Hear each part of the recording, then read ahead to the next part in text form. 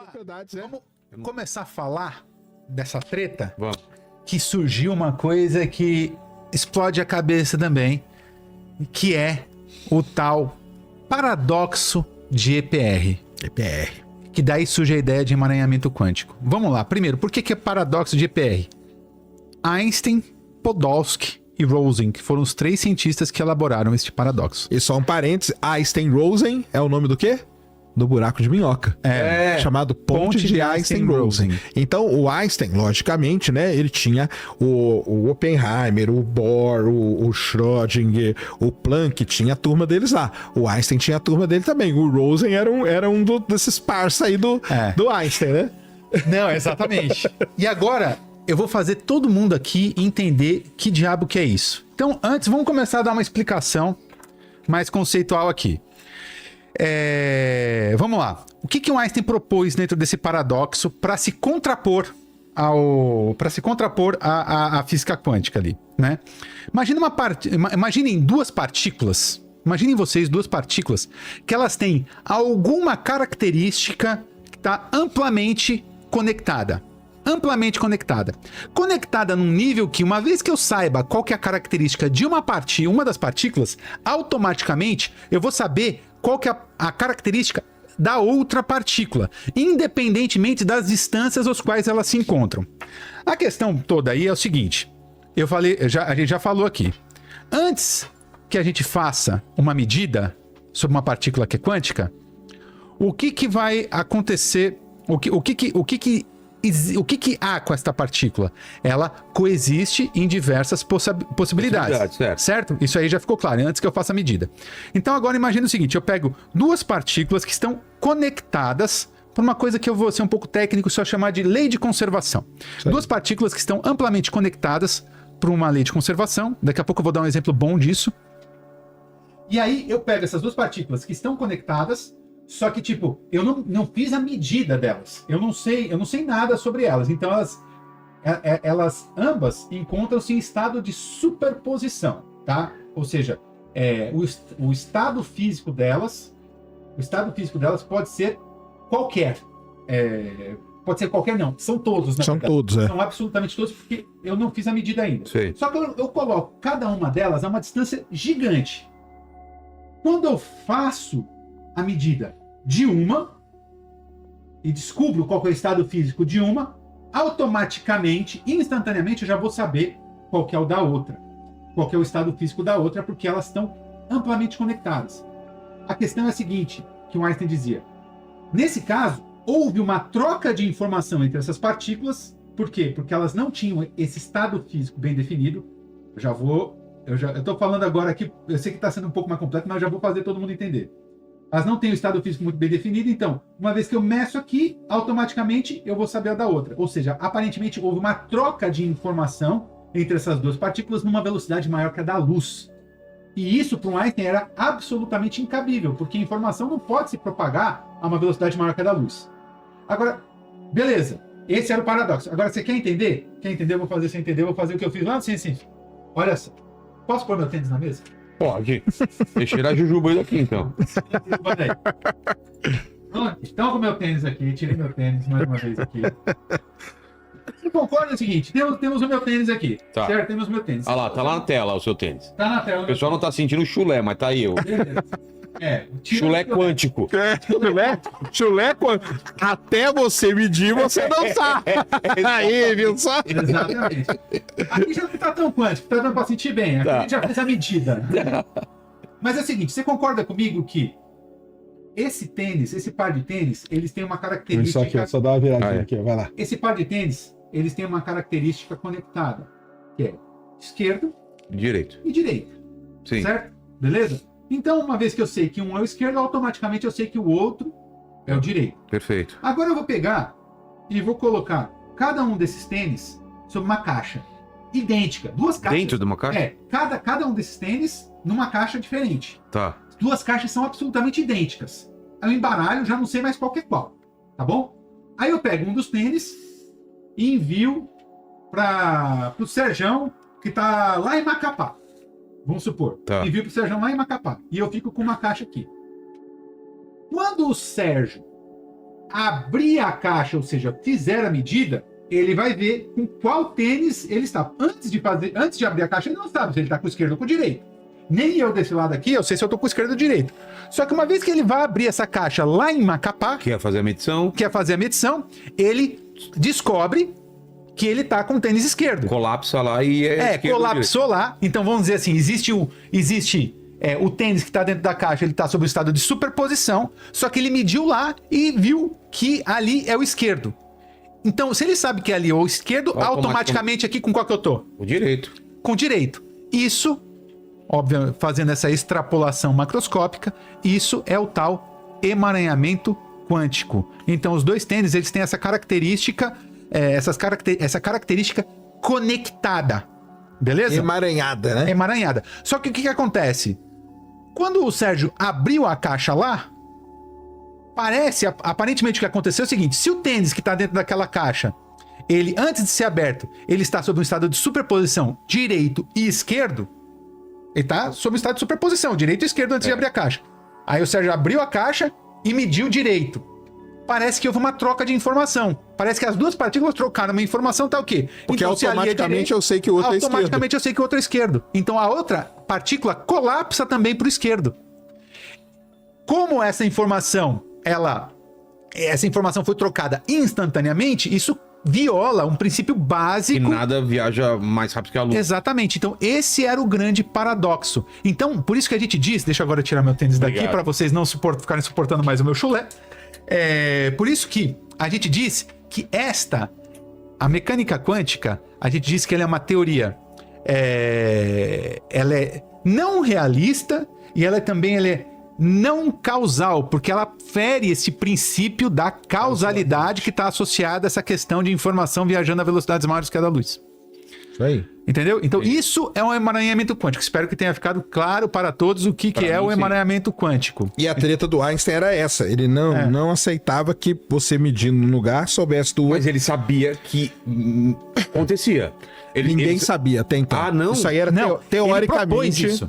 Isso era teórico. Na década de 50, depois, com alguns experimentos, que como o Sérgio falou, isso era teórico. Então ele propôs essa ideia.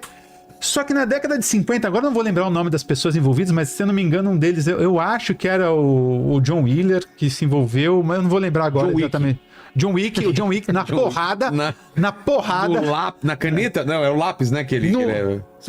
Tem filme que ele mata a gente até com livro, cara. O cara é embaçado. Mas. Esses caras fizeram o quê?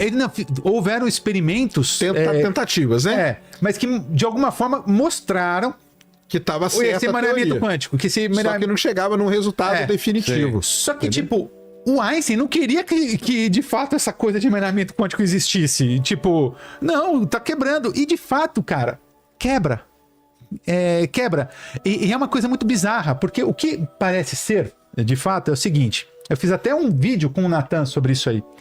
É que nós aqui, enquanto estamos vivendo nesse mundinho macroscópico aqui, nós temos uma noção de tempo e distância que para nível quântico não cabe. As noções de tempo e distância em nível quântico são completamente distintas do que as nossas noções. Mas, por exemplo, uma coisa que se ela está a 1 milhão de anos-luz na partícula, ela vai também influenciar nessa daqui. Se é esquerdo, aqui vai ser direito. Como ela não respeita essa distância? Não, a questão é a seguinte: é 1 milhão de anos-luz de distância pra gente. Eventualmente para aquela partícula, não é. Porque o mundo quântico é diferente? Porque isso é uma coisa óbvia. Aqui eu tô tateando já uma coisa que é sombria. É teórica. Mas aparentemente essas noções de distância em nível quântico são completamente distintas daquela noção que a gente tem nesse mundo macroscópico. E muita gente morreu tentando unificar essa física das coisas grandes para as coisas pequenas, que é a teoria do tudo, de tudo. Tudo. Isso aí até hoje a gente não tem. Isso aí até hoje a gente não tem absolutamente nada. Até hoje a gente tem cordas, teoria. Exatamente. Mas você percebe aí indo já para a década de 80. 1985 foi, Sérgio? Acho que sim, né? Que fizeram experimentos. Eu tinha 15 anos. Você tinha 15 anos. O que estava acontecendo enquanto eu tinha 15 anos? Enquanto você tinha 15 anos. Cientistas realmente mostraram que, de fato, a teoria... Virou o santo graal, cara, da física quântica durante muitas e muitas décadas, pessoal. Ir atrás do experimento que mostrasse o emaranhamento quântico. E o emaranhamento quântico era uma coisa, assim, que se a gente conseguisse provar ele experimentalmente... Cara, quer dizer que tudo que a gente imaginou e tal, tava tudo certinho. A parte quântica, né? Quântica, tá. A parte tava tudo certinho e tal. Então foram fazendo, igual hoje, né? A gente faz centenas de experimentos atrás da matéria escura e tal. O problema antes não era matéria escura, o problema antes era emaranhamento quântico. Temos que conseguir fazer um experimento que rode isso. Obviamente, aí vale ressaltar, na física e em outras ciências, né? Nós, infelizmente, estamos limitados pela tecnologia. Então, esses caras, eles vão até o limite que eles estão, né? O estado da arte da tecnologia. Exatamente. E, às vezes, você precisa ter um salto tecnológico para que você possa provar determinadas coisas. Qual é o problema disso? O problema é que esses saltos tecnológicos, eles demoram em uma casa mais ou menos de 30, 40 anos para acontecer. Então você tinha lá em 1985 um experimento que era o estado da arte, só que você foi ter um experimento muito melhor, sei lá, 30, 40 anos depois daquilo lá. Então esse é o intervalo de tempo. É um intervalo de tempo curto ou longo? Depende. Para a vida humana é longuíssimo, porque se o ser humano vive 100 anos, quer dizer que na nossa vida...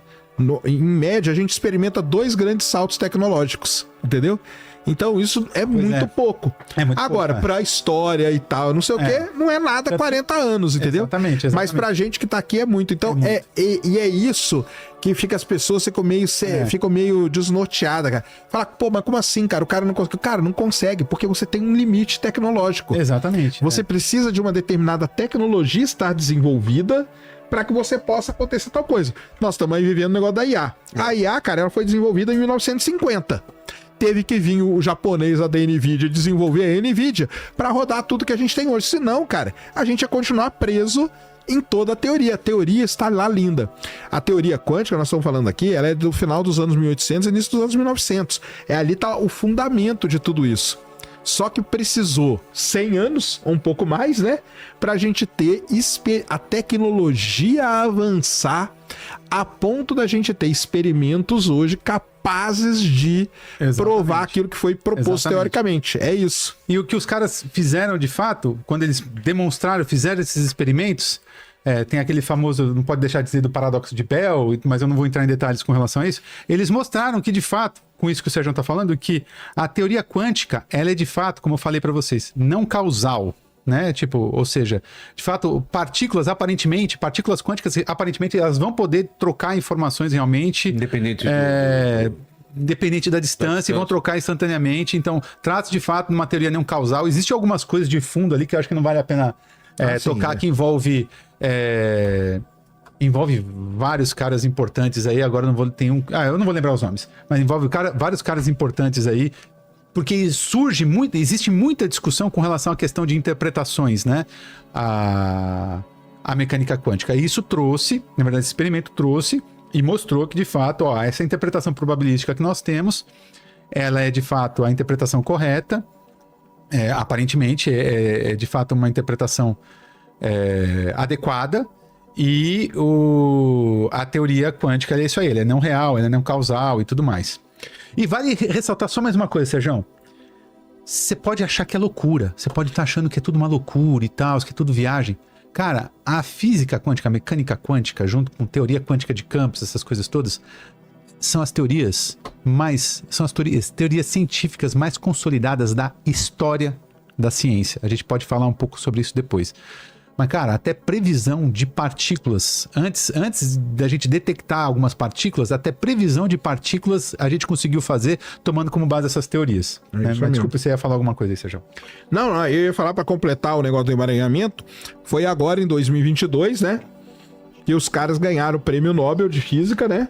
Foi 2022, né? Foi 2022. Em 2022, o Prêmio Nobel de Física vai pra galera que consegue fazer, então, o experimento do emaranhamento quântico. Então eles conseguiram, eles montaram. Hoje a gente tem tecnologia suficiente para montar um experimento e mostrar que quando você solta um feixe aqui E você coloca um aparato aqui, ele divide em dois. Quando você mede uma partícula, você tira a propriedade da outra. Isso foi provado agora, experimentalmente. Isso é legal da gente falar, que nós já falamos naquele episódio do tempo, né? A física, você tem as duas partes dela. A parte teórica e a parte experimental. Tanto que o prêmio Nobel hoje ele é dado para um grupo, né, e para o outro também. Sim. Então isso é muito importante. E quando mostrou isso experimentalmente, o que aconteceu? Derrubou lá o paradoxo do EPR, né? Porque aí o Einstein teve que se render, né? Teve que se render. Já não... Acabou se rendendo. Não, ele não tá aqui mais, mas ele acabou se rendendo aí aonde ele estiver, porque... Não há um paradoxo. De fato, a coisa funciona exatamente como ele previu como a teoria paradoxo.